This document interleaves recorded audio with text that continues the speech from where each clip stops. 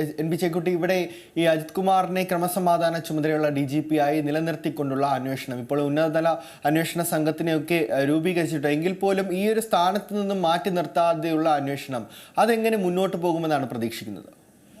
അല്ല, അതിൽ അദ്ദേഹത്തെ മാറ്റി നിർത്താം എന്ന് പറയുമ്പോൾ ചില ഇന്റേണൽ ആയിട്ടുള്ള പ്രശ്നങ്ങളുണ്ട്.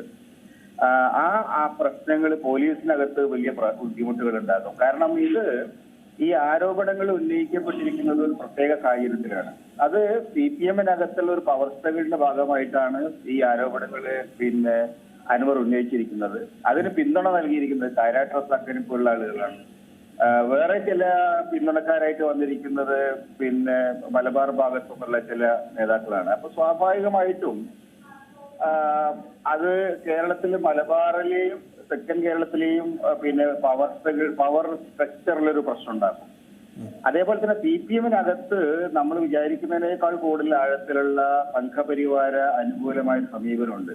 അപ്പൊ അതുകൊണ്ടൊക്കെ തന്നെ എന്തിന്റെ പേരിൽ അജിത് കുമാറിനെ മാറ്റുന്നു തുടങ്ങിയ ചോദ്യങ്ങൾ ഉന്നയിക്കപ്പെടും എന്നാണ് ഞാൻ കരുതുന്നത്.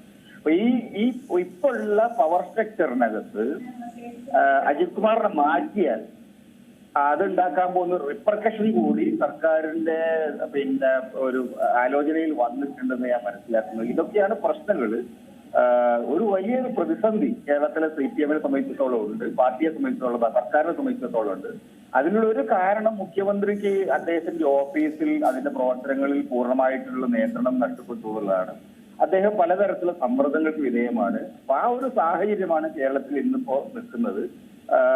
അതിന് എന്ത് പരിഹാരം എന്നുള്ളത് എനിക്കറിയില്ല. പക്ഷെ തീർച്ചയായും വളരെ ഗൗരവമുള്ള ഒരു ഇന്റേണൽ ക്രൈസിസ് ഉണ്ട്.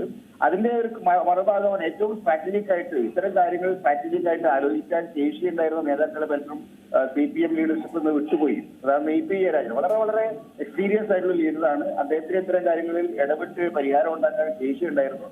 അദ്ദേഹത്തെ പോലുള്ള ആളുകളെ മുഖ്യമന്ത്രിയുടെ ഇന്റർ സർക്കിളിൽ നിന്ന് മാറ്റി പകരം വന്നിരിക്കുന്ന ഗോവിന്ദൻപോലുള്ള ആളുകൾക്ക് ഈ ഒരു ഡീപ്പറായിട്ടുള്ള ഒരു അണ്ടർസ്റ്റാൻഡിങ്ങോ എക്സ്പീരിയൻസും ഇല്ല. ഇങ്ങനൊരു വലിയൊരു ക്രൈസിസിലാണ് CPM ഉള്ളത്.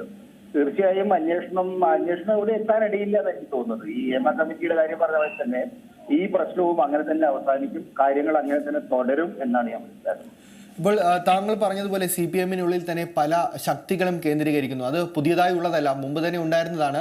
അതിനിപ്പോൾ ഒരു അനുകൂലമായൊരു സാഹചര്യം ഉണ്ടായതിൻ്റെ ഒരു പശ്ചാത്തലത്തിലാണല്ലോ ഇപ്പോൾ പല ആരോപണങ്ങളും പരാതികളും ഒക്കെ ഉന്നയിക്കപ്പെടുന്നത്. ഇപ്പോൾ അജിത് കുമാറിനെതിരെയുള്ള ആരോപണങ്ങളായാലും അത്രത്തോളം ഗുരുതരം തന്നെയാണ്. അതിന് പിന്നാലെ MP ഗോവിന്ദൻ ഉൾപ്പെടെയുള്ളവർ പ്രതികരിച്ചതും അതിൽ കൃത്യമായ അന്വേഷണം ഉടൻ ഉണ്ടാകുമെന്ന് തന്നെയാണ്. അല്ലാതെ ഈ ആരോപണത്തെ ആരും തള്ളിപ്പറഞ്ഞിട്ടുമില്ല. അപ്പോൾ ഈ ഒരു സാഹചര്യത്തിൽ അന്വേഷണം പ്രഖ്യാപിക്കുന്നു, മുന്നോട്ട് പോകുന്നു, ശക്തമായ ആരോപണങ്ങൾ പരാതികളൊക്കെ ഇങ്ങനെ നിലനിൽക്കുന്നു. അതിലൊരു കൃത്യത, അതിൽ എന്താണുള്ളത് എന്നുള്ളത് അറിയാൻ വേണ്ടി ജനങ്ങളും കാത്തു നിൽക്കുന്ന ഒരു അവസരത്തിൽ അദ്ദേഹത്തെ ഈ സ്ഥാനത്ത് തന്നെ തുടരുന്നത് അത് അന്വേഷണത്തെ പ്രതികൂലമായി തന്നെ ബാധിക്കാനുള്ള സാധ്യതയില്ലേ?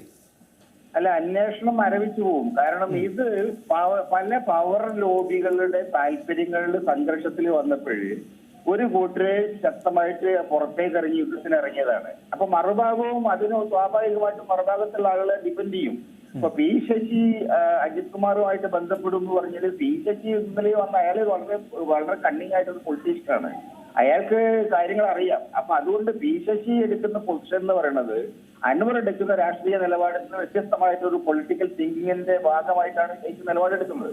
അപ്പൊ അതായത് CPM-നകത്ത് ഇന്ന് കഴിഞ്ഞ തെരഞ്ഞെടുപ്പിൽ തന്നെ അത് കണ്ടതാണ്. CPM-നകത്ത് പല വിഭാഗങ്ങളിലും ഇന്ന് CPM ലീഡർഷിപ്പ് പ്രത്യേകിച്ച് മുഖ്യമന്ത്രി എടുക്കുന്ന നിലപാടുകളോടുള്ള വിയോജിപ്പുണ്ട്. തെരഞ്ഞെടുപ്പിൽ പല സ്ഥലങ്ങളിലും RSS BJPക്ക് അനുകൂലമായിട്ട് CPM അണികൾ വോട്ട് ചെയ്തതിന്റെ ഒരു കാരണം ഈ പവർ സ്ട്രക്ചറിൽ ഉണ്ടായിരിക്കുന്ന ഒരു ഷിഫ്റ്റാണ്.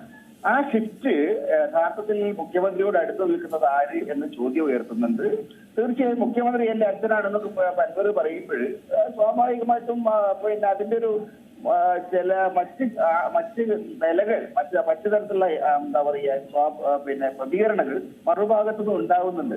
അതുകൊണ്ട് മുഖ്യമന്ത്രിയുടെ കൈകൾ കെട്ടപ്പെട്ടിരിക്കുകയാണ്. മുഖ്യമന്ത്രിക്ക് ഇത് അനങ്ങാൻ കഴിയാത്ത സാഹചര്യം വന്നിട്ടുണ്ട്. ഈ അന്വേഷണം ഇവിടെ എത്താനിടയില്ല, ഒരു തരത്തിലൊരു ആക്ഷനിലേക്കും അത് കൊണ്ടുപോകാൻ ഇടയില്ല. കാരണം മറുഭാഗത്തും വളരെ ശക്തരായിട്ടുള്ള ആളുകളുണ്ട്. അൻവറിനെതിരായിട്ട് മറുഭാഗത്തും കുറെ ആളുകളുണ്ട് എന്ന് നമ്മൾ മനസ്സിലാക്കണം. ശരി, വളരെയധികം നന്ദി ശ്രീ NP ചേക്കുട്ടി. അവസരത്തിൽ കൃത്യമായൊരു വിലയിരുത്തൽ നൽകിയതിന്. പുതിയ വാർത്തകളും വിശേഷങ്ങളും ഇനി വിരൽ തുമ്പിൽ എല്ലാ ഡിജിറ്റൽ പ്ലാറ്റ്ഫോമുകളിലും ഇപ്പോൾ സീ മലയാളം ന്യൂസ് ലഭ്യം.